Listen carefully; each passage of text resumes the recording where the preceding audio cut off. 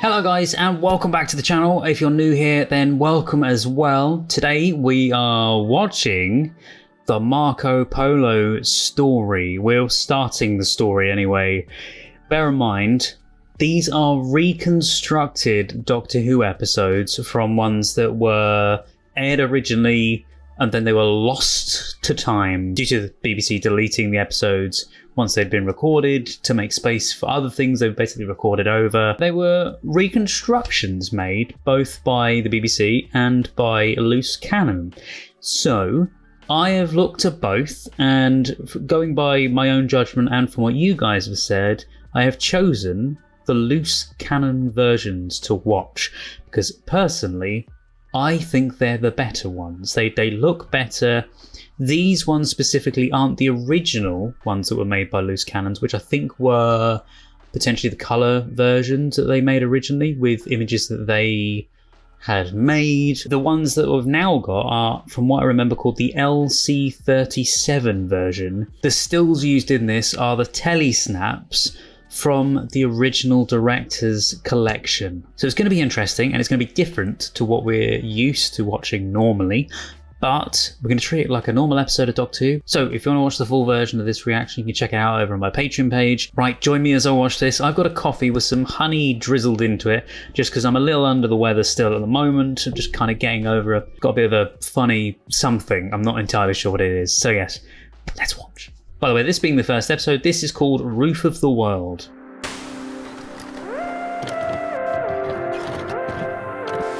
Ah, yes, they're on the planet that they landed on. Must have been made by a giant. The roof of the world. I'm so used to watching What do you make of this? Everything that happens on the screen. They're perfectly ordinary footprints, Susan. And the sun's melted the edges and made it look a bit bigger. You all right, Doctor? A little bit out of breath. This is going to be a little bit more relaxed, I think, these ones, but... Looks as though I've been successful. But what about that? That? Well, I can't see anything without my glasses. Anyway, I don't like this place. I don't think it's Earth. I wonder. Do you think it could be the Earth? If it were, where do you think we could be? Yeah, maybe. Well, the Doctor isn't very reliable, you know. They look so good as a couple together. In trouble, isn't it extraordinary? It follows us everywhere. What's the matter? All the lights in the ship have gone out. That whole circuit has burnt itself to a cinder, and added to that it affected the water. We haven't got any. Again? Water's no bother, Doctor. I mean, we've The got... power and everything went out weirdly in the last one, didn't it? Everything's gone to pot. But that's serious. We could freeze to death. Serious. Yeah. I think I better try and find some fuel. Fuel. Now, where on earth do you expect to find fuel here, Well, I must try, mustn't I? Oh, well, I wish you luck. Even if I do find the fault, I don't suppose I shall be able to repair it before it gets dark, and then we shall all freeze to death. Susan goes into the ship. Ian and Barbara move cautiously into a ravine. I feel like I should do an audiobook for this. I like how they just go off Ian, into an unknown world. I must rest. You go on. I'll catch up with you. All right. Barbara leans back against the rocks and stares around her. Ian! Barbara sees a figure, but it runs away. There was an animal or something just standing there staring at me. The what? You don't believe me, do you? He doesn't. I do. Is it like Bigfoot or something? Ian bends down to examine the markings in the snow. I better take you back to the ship. Maybe it's Marco Polo. Grandfather, I have got to make a new one. I'm afraid it's going to mean a new one, dear, and it's going to take me days. Well, he's got to find the parts wherever they are. Just as you predicted, Doctor. Nothing but snow and ice. Strange things on the mountain. I saw one of them. What you talking about now? What you talking about? Print? What sort of print? Paws? Hooves? What? Footprints. The truth, I thought it was made by a fur boot. If it were, that means there's shelter nearby. I don't think there is.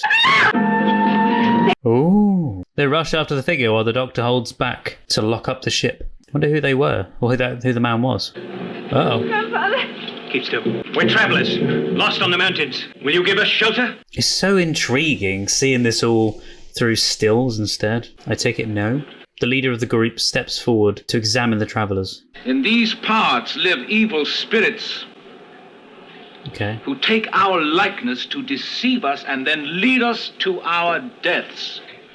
He's a Shakespearean-style character. Let us therefore destroy these evil spirits before they destroy us. We're not evil spirits. We are people like yourselves. They don't know that. You're dressed very weirdly. Put up your swords. Would you have us killed? These are evil spirits. I command you in the name of Kublai Khan. Reluctantly, he sheathes his sword and indicates for the others to do the same. The old man has the mountain sickness. Yes, he has. So the doctor just got ill all of a sudden. He was okay at the TARDIS. Who is he, Barbara? He's Marco Polo, I think. The doctor was okay at the TARDIS, wasn't he? Because he was holding the thing in his hand. Unless he's started to get too cold. She's preparing hot soup. Speaking of needing hot soup, it's currently -5 here. They are cold and hungry. Yes, Mr. Marco. Warmth. As they sit down, Ping Cho describes the soup. Sorry, distributes the soup. This is a lovely soup. Describing it. He's not like her, or any of the others. No, he's European, Susan. They study the man that saved them. And he mentioned Kublai Khan. Kublai Khan? Kublai Khan. Conquered all of Asia. He was a Venetian, and his name... I'm afraid the liquid is not too warm. The cold here is so intense, it even robs a flame of its heat. The cold can't affect the heat of the flame, sir. The liquid boils at a lower temperature because there's so little air up here. You mean the air is responsible? Oh, yes. If it is responsible for the doctor's mountain sickness. Right, okay. Oh, we're travellers, yes. That's my grandchild. Bob! That's Miss Wright, and that's Charlton. I was going to say Charlton. Companions are the Lady Ping Cho and the Warlord Tegant. We travel to Shangtu. So that's Marco Polo. Well, you must all be very tired. I will sleep here with the others. Miss Wright, you will have mine. It's very nice of him. What year is this, and where are we? You do not know? No, that's why I'm asking you. No. How long have you been traveling? It's going to be very early, isn't it? It's 1289, and this is the plain of Pamir. 1289. 1289. They travelled back a bit, didn't they? I didn't realise the story of Marco Polo was so early. Years and years and years ago. You do not know where your home is? Well, I've had many homes. Yeah. I come from Samarkand. My father is government official there. Kublai Khan Summer Palace is in Shangtu. I am going there to be married. What? Well, how old are you? I was going to say, she's very young. I am in my 16th year. 16 and getting married? Oh my god. Is your fiancé handsome? My what? The man you're going to marry. I have never seen him. Oh my god. I know only 2 things about him. He's a very important man, and he's 75 years old. 75, marrying a teenager. Oh, Doctor Who, what are you doing? They are evil spirits, sorcerers, magicians. If you say so. Materialising in a box. The carriage they travel in has no wheels. It just stands there like a warlord's tomb on one end. It is not large enough to carry 4 people. Squished. I suppose you could think of the TARDIS a bit like, you know those carriages that are on long rods that they hold over their shoulders? Do you know the things I'm on about? They carry them, and it's usually got like a king or a queen inside. The TARDIS could be like one of those. Like this shot that I've seen whilst researching from the Timeless Doctor's fan film, which is a TARDIS sedan chair. I love this shot, courtesy of Harry Robbins, the visual effects guy for the Timeless Doctor's fan film. Thank you very much for the use of it. Check out their full trailer in the description below. Not sponsored, by the way. So, this is your caravan. Yes. Yes. The doctor calls it the Carole. TARDIS. Where are the wheels? He doesn't have any. And how does it move? Through the air. Did I not say that they were evil spirits? I have seen Buddhist monks make cups of wine fly through the air unaided and offer themselves to the great Khan's lips. Wow, that's impressive. Without the Doctor, though, they can't get inside, so... And one enters here. It's locked. Where is the key? The doctor has it. Well, we'll make a sledge and take it down the pass. I mean, I wouldn't trust them taking the TARDIS. It's never gone well before. She's preparing a meal for the Doctor. Smells very, very good. What is it? Bean sprout soup, my lord. Oh, bean sprout soup.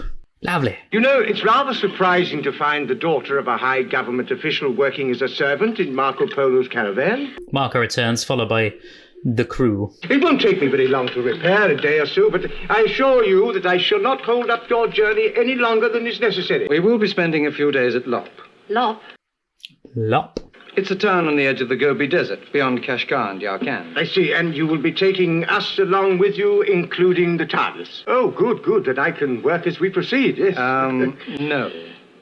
Well, Why not? The Mongol bearers still half believe that you are evil spirits. They're not, though. Should any of you attempt to enter, there would be trouble.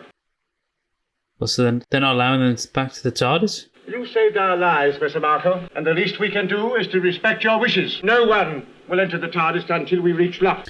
I don't trust Marco Polo. I like that they've done this. They've made the little maps. Strangers and their unusual caravan accompany me to Lop. I wonder what the strangers' reaction will be when I tell them what I propose to do.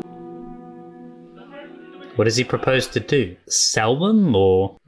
Don't do anything to the TARDIS. The Mongol bearers unpack the caravan. Susan and Pingcho come down the stairs. Is the accommodation to your liking, Pingcho? Thank you, Mr. Marco. It is most comfortable. Oh, I think it's fab. Fab? What is that, Susan? Well, it's, Means good. They've set the TARDIS up in the courtyard. Oh, excellent, excellent. Pardon me, I have a lot of work to do. But they're not allowed in the TARDIS, are they? As the Doctor attempts to leave, Mongol guards block the way. What does this mean? Okay. Please sit down, Doctor. I don't wish to sit down. They're holding them hostage. But I have work to do. I think perhaps we should listen to him. But they've got to get the TARDIS up and running. They can't. My home is Venice. It's a nice place, Venice. On my 25th birthday, I was given an appointment in the Khan's service. 1277. It was, as you say, 1277. 2 years ago, my father, my uncle, and I asked the Khan for permission to go home. He refused. Well, I really don't see what this has to do with my repairing the TARDIS. Yeah, that's what I was thinking. I have not seen my home for 18 years. I want to go back. But ask the Khan again. I intend to. So what's his TARDIS got to do with it? I will offer him a gift so magnificent that he will not be able to refuse me. No, you can't offer the TARDIS. You mean to give the Doctor's caravan to him? No! Yes, You're mad. you can They make another. can't. What, in Peking or Shangtu? You do me an injustice, Doctor. I will not leave you stranded in Cathay, just as I did not let you die on the mountain. No? But they're not from there. Yes, and make another one there. Oh, you think so, really? Oh, no. Oh, no. Marco, it's impossible. Surely for a man who possesses a flying caravan, all things are possible. No, we need special metals, materials, things that don't exist in Venice. I'm afraid you don't understand all the problems involved. And neither do you, young man. Well, travel home by ship. We'll get there eventually. Eventually. He doesn't know what he's talking about. The man's a lunatic. No, Doctor, desperate. There are many men who are jealous of the Polo influence at court. It's a shame they can't somehow get into the TARDIS, but they couldn't do anything if they did. So If he dies, I may never see Venice again. Well, that is your problem, not mine. I have just made it yours, Doctor. But you do see Venice again, Marco. I know you do. reading the history books. The Doctor is the only one who can fly it. I told you about the Buddhist monks. They will discover its secret. Wait, is he laughing or crying?